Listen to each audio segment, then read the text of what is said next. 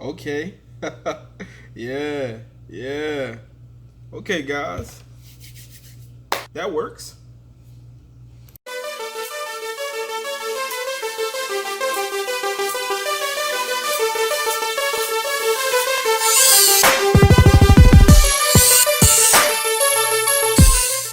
Good day, friends and family. Ridden here in the flesh. Happy to be back here connecting with you guys and gals in this medium. I just wanted to swing in and give a quick update on the channel and the state of things and really kickstart off this year and this decade in the correct manner. It's been a sec since I've added any new content, and it feels necessary to lay the groundwork for why that was, while also giving you my thoughts on 2019 as a whole.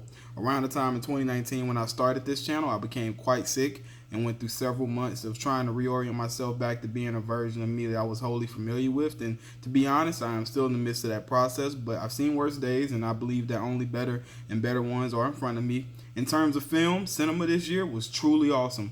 A lot of really good properties dropped, some long awaited, while others came out of nowhere and really took center stage. I'm going to briefly speak on those while also letting you know what content to expect from me this year as we move forward. I'll be continuing to release reviews on trailers, movies, TV shows, etc., while also reviewing music that drops that may speak to me personally. With reviews, I plan to continue doing the in-depth reviews, but I'll also be starting a new stream reviews, which I will consider those of a casual fan for properties such as The Witcher, where there may be a barrage of pre-existing lore and history that I myself, as a first-time viewer or interactor with the property, would know very little about. The intent is to give the perspective of the casual fan for such established properties. That's something I believe could be very fun for all intended parties. So let's get to it. It truly goes without saying that this year, the Joker, Todd Phillips, the cast and crew, they completely took over center stage and they never ever really gave it back up. It is hands down the best film of this year, the best singular performance, some of the best supporting performances, depending upon how you look at the film and what came of it. But there's no argument from me that the Joker was the best piece of cinema this year. Game of Thrones Season 8 was really a letdown for me this year. For the diehard fans who read the books while also keeping in tow with the HBO produced saga, we were all expecting for the showrunners to finish things out strong, but to be honest, we should have been honest with ourselves as the last couple of seasons started a very noticeable downward spiral. I really enjoyed everything from Marvel this year. Captain Marvel was a solid origin film and one that I believe did everything Marvel needed for it to do in establishing a new character at such a late point in the MCU who needed to be just as powerful, if not more, than the main villain they've been building towards for 20 plus films. I really love Samuel L. Jackson's character. I really love how they built and actually presented Carol Danvers to us. I really love the entire new race that they brought in, the extraterrestrials. It was really, really a fun film, and it was a lot better than I expected it to be, and I really, really loved the retro throwbacks. Avengers Endgame did not disappoint, of course, and gave us everything we could have asked for, like literally. There was so much fan service, and it broke all of the box office records I expected for it to. I can't honestly say that I saw the ending coming, as in which prominent main character passed on, but I can say I expected such an event to happen, and it was handled pleasantly, if I must say so myself. Jordan Peele's latest box office release, Us, was amazing from beginning to end. There is so much I would love to say about this film in its own separate review, but I think that time has passed, so I'll just say this film had me on the edge of my seat and it kept me there. The performances by the actors, the ever ongoing ominous undertones woven throughout the film, the well-placed score cues, all of this worked for me and worked very, very, very well. A film I can honestly say I didn't see coming this year was Booksmart. It definitely made itself into my favorite coming-of-age films list, and that's a very short list. Olivia Wilde directed it, and I can't say I've seen too many other fantastic directorial debuts as what she managed to pull off here. The on-screen chemistry for the main characters was mind-boggling, and I'm not over-exaggerating. Amid all of the controversy of the Scorsese comments concerning the impact and the validity of comic book films and the overall pantheon of cinema history, The Irishman was just as good as everyone expected for it to be. De Niro and Pacino were great. Scorsese's master skill work really shined in the film's final package. The only thing I have to say concerning The Irishman that wouldn't be considered of a positive nature, I guess, would simply be the runtime. Because to me, the film seemed that it may have been about 30 to 45 minutes longer than it ultimately needed to be. But for what it delivered and for the cast of characters that we got to see together again, I'll take whatever Martin decides to give us. Now, to speak on the film that I was very, very excited for this year, Queen and Slim hit the theaters in November on the 27th, slipping snugly into that Thanksgiving weekend time slot. This film was, of course, helmed by Lena Waithe, directed by Melina Matsoukas, starring Daniel Kaluuya and first-time actor Jodie Turner-Smith. I saw this movie here in Atlanta about a week before it came out in theaters, and I must say I know what I personally thought of the film will probably not fall in line with the positive rainfall of reviews it received this year.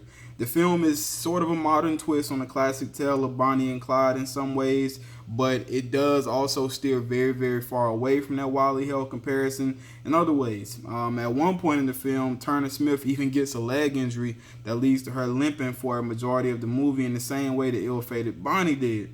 The film really played on the heartstrings of the culture, with the main plot point hinging on a situation many black people have both experienced either themselves or via stories passed on to them by their loved ones or friends.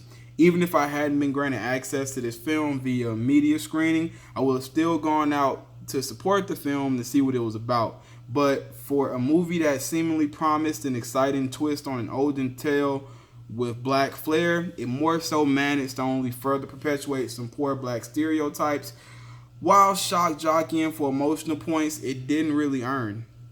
Now, unfortunately, there were several properties this year I didn't have the pleasure of seeing, and I know. Once Upon a Time in Hollywood, Frozen 2, Parasite, Bombshell, Jojo Rabbit, Little Women, The Lighthouse, Uncut Gems, The Beach Bum. These are all things I do plan on making the time to see here in the early parts of 2020, so hopefully I have a bit more to say about them as time goes on. I just completed The Witcher Season 1 and The Expanse Season 4, and those reviews are on the way as we speak and should be dropping in the next week or so. I am also currently watching You Season 1 and anxiously waiting to begin Season 2, so we'll see how that pans out. I must say, as a casual fan of Star Wars, I went into The Mandalorian Season 1 not really knowing what to expect.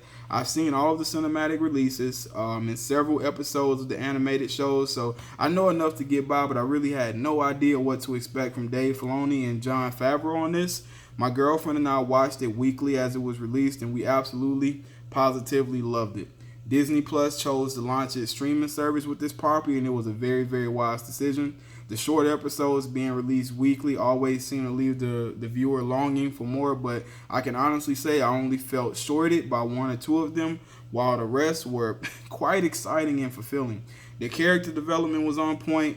The pilot really allowed for the growth of these actors that is established early on, and the show just continued pushing them into those scripted roles. I am looking forward to Season 2 and seeing where they decide to take it, and Giancarlo Esposito was nothing short of amazing for the very limited role that he had here.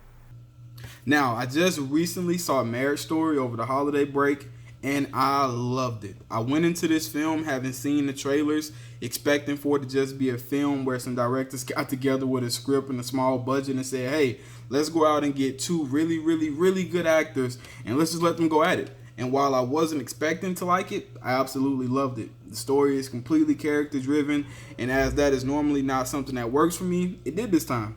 The only thing I didn't care for here was the very anticlimactic ending, but I'm not sure if that's meant to be some kind of poignant commentary on the real life aspects of a marriage and divorce, or if Scarlett Johansson and Adam Driver's schedules just got so busy they had to quickly wrap production.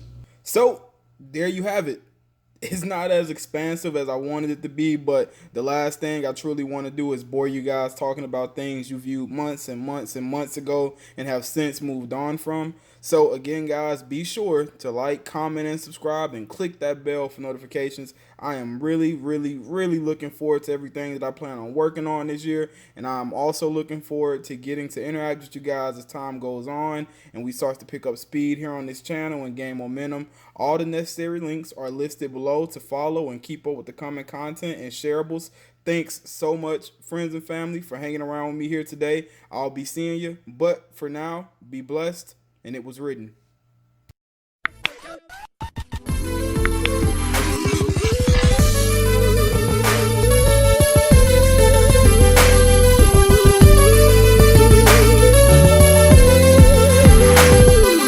Looking out across the nighttime, The city sleep inside.